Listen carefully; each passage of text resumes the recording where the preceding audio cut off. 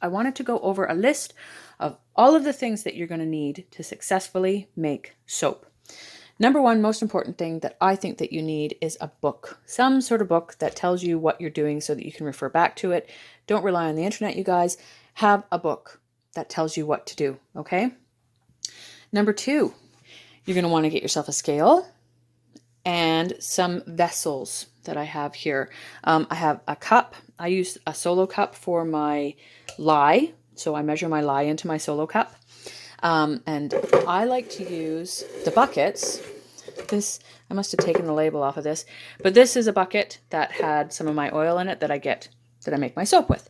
And I like to use those for measuring. So you can use those, or you can use any vessel you would like, something that you can easily pour out of, and that's fairly sturdy. This is nice and sturdy. And this is where I use this bowl for my water, and I'm going to make my lye water in here. You're also going to want a strainer so that you can strain your lye water when you put it into your oil, just in case any of your lye didn't completely dissolve. You want to make sure you do that, or you'll have little chunks of burntness inside of your soap, and you don't want that. Okay, I'm trying to go through this as quickly as I can. Some safety gear, some gloves. These are they're called Gorilla gloves, you know, like the Gorilla Glue. They work really, really well. I love them. They're nice and strong, so I can keep using them over and over again and I don't tear them. And just a pair of safety goggles, glasses or goggles, whatever you've got. You're going to want a thermometer. This is just a really inexpensive thermometer. If you've got a digital thermometer, that would probably work really well too. You're going to want something to mix with. I really like these guys. I got them from the dollar store. I know you guys hear that a lot from me. The dollar store is one of the only places we can really shop around here. I got these from the dollar store. They're great. They're silicone. They're all one piece, so nothing gets like stuck anywhere inside them. So I really like those. You're going to want a hand blender. Okay, you don't have to use a hand blender, but I highly recommend it if you really want to make soap and enjoy yourself. And you're going to want to get some molds. Now, the recipe that I'm making here today, hold on, let me grab my other mold, fits perfectly into these two molds. However, you do not have to have fancy molds like this, but I got these on Amazon.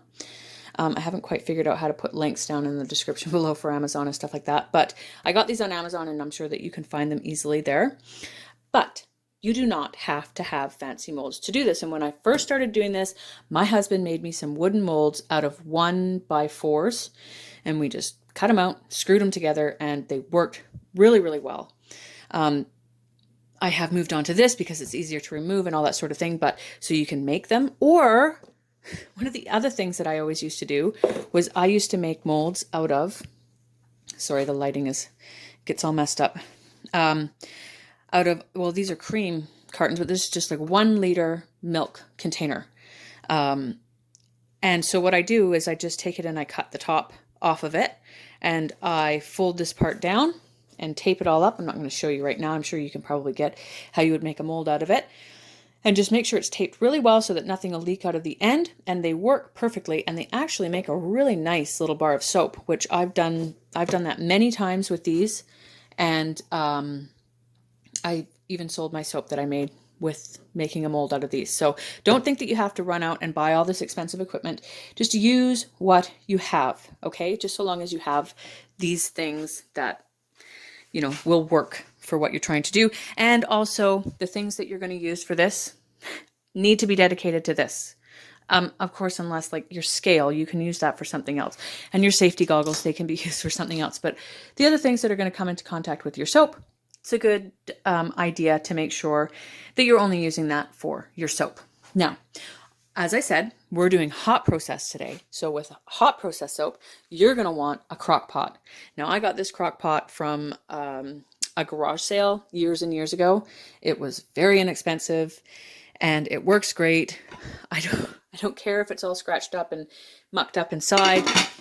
It does the job. So you're going to want to get yourself a crock pot for sure. Now, some other things that you're going to need are, well, this is just a recommendation, and you don't actually need this for hot process soap, but for cold process soap, it's nice to try and get your hands on a box that your molds will fit into. Like I said, this is not for hot process, okay? This is for cold process, but if you're going to start making soap, you're probably going to do both. And this is so that you can keep it all nice and warm while it's, I think it's called, when it's doing its sponification thing or whatever. It has to heat back up again. So you want to keep it warm, but I always like these have, you know, they stick up on the top because they're all fancy. So I put it inside of this box. So it's a good idea to get your hands on a box of some sort for that. Another thing you're going to want is a cutter. Now, once again, this is a fancy cutter. This is just a single cutter and it's sturdy. Look at that. It has soap on it. I must use it. So you do not have to have a fancy cutter like this. Same thing. Like you can just use a knife. It really, honestly. But once you start selling your bars, you will probably want to get something that's just really, really easy. This cuts the soap, no problem. It's all exactly the same size. And so I really do like this soap cutter and would highly recommend it. Once again, I ordered it on Amazon.